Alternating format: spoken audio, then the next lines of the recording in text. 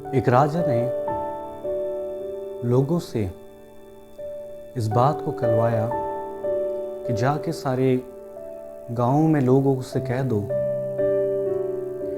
कि यदि वो मेरी सेवा को करें तो मैं उनकी ज़रूरतों को पूरा करूंगा। मतलब उन्हें खाने को दूंगा, पहनने को दूंगा, और यदि वो ना पूरा करें तो मारे जाएंगे। और जब ये बात लोगों को पता लगी तो वो भय के कारण कि यदि हम उसकी सेवा ना करें तो खाने, पहनने, ओढ़ने को हमें नहीं मिलेगा और एक दिन हम मारे जाएंगे। और ऐसे ही इसी डर के वजह से वह राजा की सेवा को करने लगे। दिन बीते, समय बीता, और ऐसे ही वो उसके गुलाम बनते चले गए। क्योंकि राजा यदि पूरी ज़रूरतों को एक बार में पूरा कर दे कि फिर लोगों को कभी ज़रूरत पड़े ही ना, तो फिर वो उसकी गुलामी करेंगे क्यों। इसलिए राजा उस डर को हमेशा के लिए बनाए रहता है, मगर ज़रूरतें तो कभी ख़त्म होती नहीं ना। हमारी ज़िंदगी में भय यानी कि डर वो राजा है जो ज़रूरतों का बहाना लेके, ज़रूरतों को दिखा के हमें अपने पास खींच लेता है।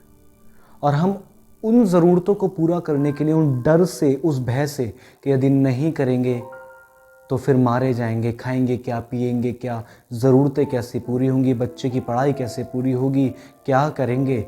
और इन्हीं डर की वजह से हम उस संसार के अंदर खो जाते हैं।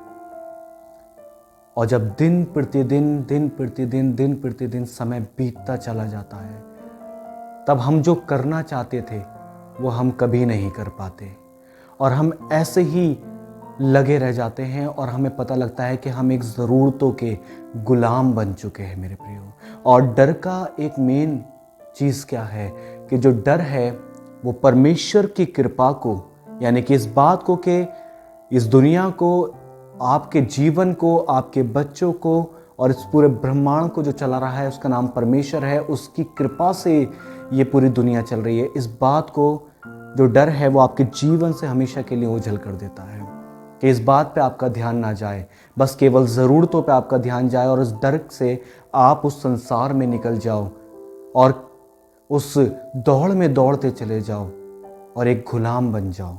और यदि पूरी ज़रूरत एक बार में पूरी हो जाए तो फिर आप मेहनत करोगे ही क्यों। इसलिए ये डर हमेशा आपके जीवन में निरंतर बना रहता है, यानी कि लगातार बना रहता है। लगातार आपको आपकी ज़रूरतों को इस तरीके से पेश करता है कि आप डर से, उस भय से उस संसार में निकल चले जाओ और उस संसार की भीड़ में खो जाओ। यदि आप यिर्मयाह की पुस्तक बाइबल के अंदर और उसका 42 अध्याय उसकी 13 आयत से पढ़ेंगे आगे, तो परमेश्वर कहते हैं इजरायली लोगों से कि तुम जहां हो वहीं ठहरे रहो, और यदि तुम ऐसा करते हो तो मैं तुम्हें बेबीलोन के राजा जिससे तुम डरते हो उससे मैं बचाऊंगा और तुम्हारी सारी ज़रूरतों को पूरा करूंगा। और यदि तुम नहीं करते और ये सोच के कि हम उस तलवार से मारे जाएंगे और उस महंगाई से मारे जाएंगे, तो मैं तुमसे कहता हूं कि तुम्हें वही महंगाई मार देगी जिससे तुम डरते हो, वही तलवार जिससे तुम डरते हो, वही तुम्हें आके उस जगह पर मारेगी। असल में होता क्या है मेरे प्रियो, जिस ज़रूरत को हम अपने बल से पूरा करने के लिए संसार में निकलते हैं, एक समय बाद वही ज़रूरत हमें उम्र भर के लिए मार देती है। वो कभी पूरी नहीं होती और हम इस चिंता में, इस डर से उस काम को करते रहते हैं, अपने बल से उस ज़रूरतों को पूरा करना चाहते हैं जो कभी नहीं होती। पेट कभी नहीं भरता, वो हमेशा खाली होता है। एक बार भरेगा, कुछ टाइम बाद फिर खाली होगा, तुम फिर जाओगे, और ऐसे करते करते करते करते आप एक गुलामी में चले जाओगे।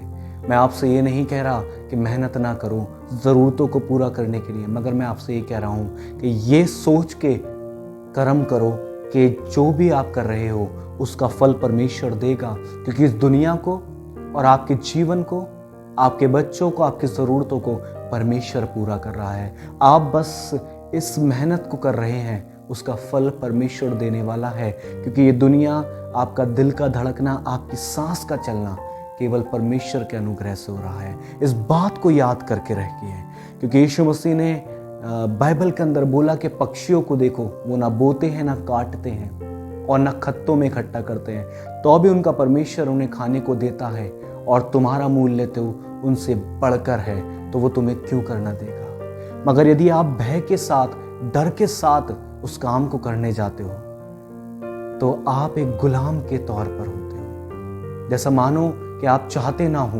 मगर आपसे कोई करवा रहा हो, इसलिए आप जरूरतों के गुलाम बन जाते हो। इस बात को अपने मन में ठान लीजिए कि ये दुनिया, ये जीवन परमेश्वर के अनुग्रह से चल रहा है, आपकी मेहनत से नहीं।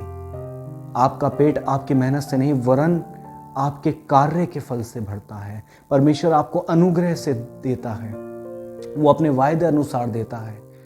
आपकी जिंदगी में परिश्रम बना रहे, इसलिए आप उसे करते रहिए, ये सोचकर कि मैं जो परिश्रम करता हूं उसका फल मेरा परमेश्वर मुझे देगा ही देगा, ना कि भय के कारण।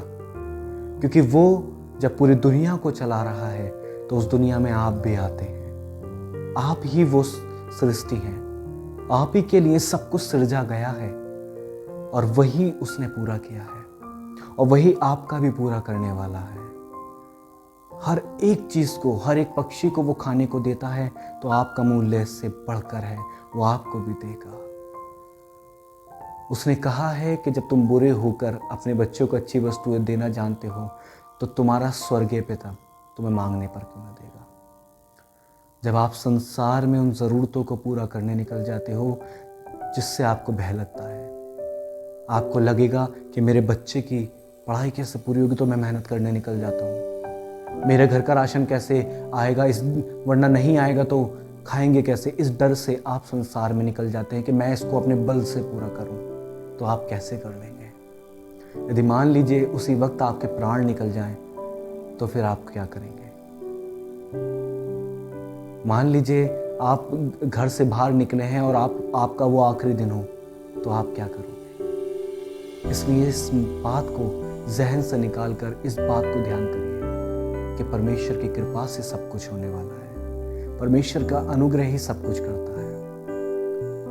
20 साल, 25 साल, 35 साल, 40 साल आपने मेहनत की इस डर से कि यदि नहीं करोगे तो खाओगे क्या, पियोगे क्या। तो मैं आपसे पूछना चाहता हूँ, आपने इस मेहनत में अपनी ज़रूरतों को दिन प्रतिदिन पूरा ज़रूर करा होगा, मगर जीवन में जो कुछ आप चाहते थे, जो आप करना चाहते थे, वो आपको नहीं मिला होगा। क्योंकि जब आप इस भय से मेहनत को करते हैं तो आपके जीवन में सुकून नहीं आता। मगर जब आप ये सोच के कि परमेश्वर सब कुछ पूरा कर रहा है, वो सब कुछ पूरा करेगा, तो आपके जीवन में सुकून होता है, आप खुश होते हैं, आप संतुष्ट होते हैं।